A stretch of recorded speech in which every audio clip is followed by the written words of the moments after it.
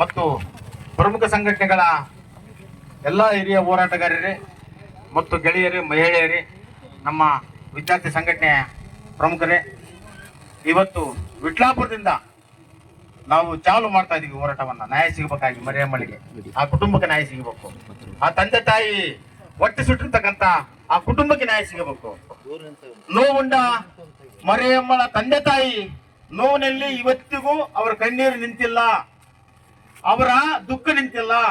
ಅವರ ಕಷ್ಟ ಏನು, ಹುಡುಗಿನ ಸಾಕಿ 20 ವರ್ಷಗಳ ಕಟ್ಟುಗರ ಕೈಗೆ ಕೊಟ್ಟು ಇವತ್ತು ಆ ಮಹಿಳೆ ಸಾವಿಗೆ ಕಾರಣ ಆದಂತ ಇಲ್ಲಿನ ಆರೋಪಿಗಳಿಗೆ ಶಿಕ್ಷೆ ಆಗ್ಬೇಕಂತ ನಮ್ಮ ಹೋರಾಟವನ್ನ ನಡೆಸ್ತಾ ಇದೀವಿ.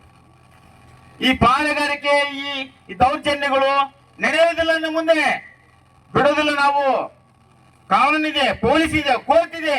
ಆ ಪ್ರಜ್ಞೆ ಇರಬೇಕು. ದೌರ್ಜನ್ಯ ಮಾಡುವಂತ ಮನಸ್ಸುಗಳಿಗೆ, ಕೊಲೆ ಮಾಡುವಂತ ಮನಸ್ಸುಗಳಿಗೆ. ಎಷ್ಟೋ ಅಕ್ರಮಗಳು, ಇಲ್ಲಿ ಕೊಲೆಗಳು, ದೌರ್ಜನ್ಯಗಳು ನಡೆದಿದ್ದೇವೆ. ಆದ್ರೆ ಕೇಳೋಕ್ ಧ್ವನಿ ಇಲ್ಲ, ಕೇಳೋದಕ್ಕೆ ಧ್ವನಿ ಇಲ್ಲ. ಅಮಾಯಕ ಮಹಿಳೆಯರು ಕೂಡ ಬಲಿಯಾಗಿದ್ದಾರೆ, ಕೇಳೋಕ್ ಧ್ವನಿ ಇಲ್ಲ. ಅಂಗಡಿಯಲ್ಲಿ ಕೊಟ್ಟಂತ ಆಹಾರ ಧಾನ್ಯಗಳ ರೊಕ್ಕ ಕೇಳಿದ್ರು ಕೂಡ ದೌರ್ಜನ್ಯ, ಅದಕ್ಕೆ ಕೇಳಕ ಧ್ವನಿ ಇಲ್ಲ. ಅಂತ ಧ್ವನಿಗಳಿಗೆ ನಾವು ಧ್ವನಿ ಕೊಡಕ್ ಬಂದಿದ್ದೀವಿ ಹೋರಾಟಗಾರರು. ಇದು ಈ ಗ್ರಾಮದ ಜನತೆ ಎಚ್ಚೆತ್ತುಕೊಳ್ಬೇಕು. ಯಾವುದೇ ದೌರ್ಜನ್ಯ ವಿಷಯಕ್ಕಾಗಲಿ, ಯಾವುದೇ ಸಮುದಾಯದ ಮಹಿಳೆಯರ ಮೇಲಾಗಲಿ ದೌರ್ಜನ್ಯ ಆಗಕೂಡದು. ಇದು ಒಳ್ಳೆಯದಲ್ಲ. ಕನಗಿರಿ ಪೊಲೀಸ್ ಸ್ಟೇಷನ್ ಪಾಳೆಗಾರಿಕೆಯಿಂದ ತೊಲಗಿಸಿದಕ್ಕೆ ಪೊಲೀಸ್ ಇಲಾಖೆ ವ್ಯಾಪ್ತಿ ತರೋದಕ್ಕೆ ನಮ್ಮ ಹೋರಾಟ ನಡೀತಾ ಇದೆ.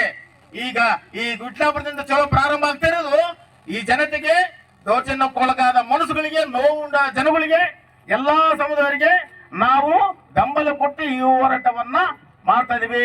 ಕೇವಲ ಮಾದಿಗರ ಮರಿಯಮ್ಮ ಸಾವಿಗೆ ಅಷ್ಟೇ ಕಾರಣ ಅಲ್ಲ ಈ ಹೋರಾಟ. ಎಲ್ಲಾ ಸಮುದಾಯಗಳಿಗೆ ನ್ಯಾಯ ಸಿಗಬೇಕನ್ನೋದೇ ಈ ಹೋರಾಟ. ಎಲ್ಲಾ ಸಮುದಾಯಗಳ ಮೇಲೆ ದೌರ್ಜನ್ಯ ಆಗಿರುವಂತ ಆರೋಪಿಗಳಿಗೆ ಸರಿಯಾದ ಶಿಕ್ಷೆ ಆಗ್ಬೇಕಂತಾನೆ ಈ ಹೋರಾಟ.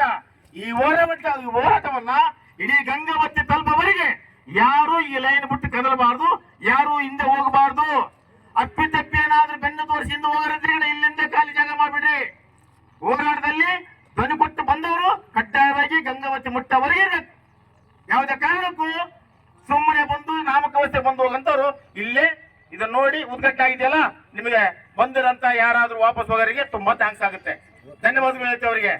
ಯಾರು ಹೋಗ್ಬಾರ್ದು, ಗಂಗಾವತಿ ಮುಟ್ಟವರಿಗೆ ನಮ್ಮ ಜನತೆ ನಮ್ಮ ಜೊತೆಗಿರ್ಬೇಕಂತ ಹೇಳಿ ಎಲ್ಲಾ ಹೋರಾಟಗಾರರಲ್ಲಿ, ಎಲ್ಲಾ ಸಂಗಾತಿಗಳಲ್ಲಿ ನಾನು ಮನವಿ ಮಾಡ್ಕೊಂತಿದ್ದೀನಿ. ಜೈ ಭೀಮ್ ಲಾಲ್ ಸಾಬ್.